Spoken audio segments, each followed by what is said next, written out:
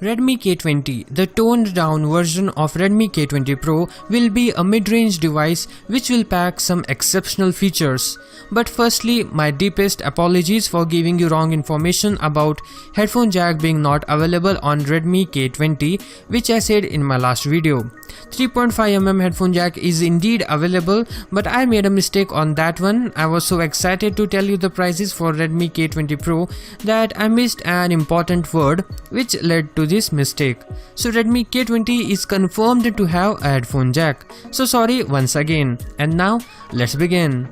Redmi K20 is allegedly going to have to settle for the most recently announced Snapdragon 730 processor, which is the new king in the mid-range segment, and it is said to keep most of the features of Redmi K20 Pro, like the display it's going to feature is 6.39-inch Full HD Plus display, but it's unclear from the picture whether it is an IPS or AMOLED display, but we hope it to feature an AMOLED display.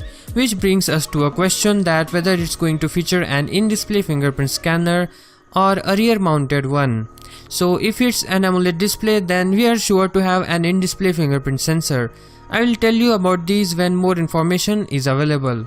As for confirmed specifications, Redmi K20 will come with 4000 mAh battery with fast charging, and will come with triple camera setup with a 48MP main camera shooter and 8MP lens and a 13MP lens. And as from the picture, we can see that this device has a 6GB RAM option, and other RAM options will also be available, but there is no information about that. So that's it guys. When more information is available on this device, I will post another video. I will see you in the next one. Peace out.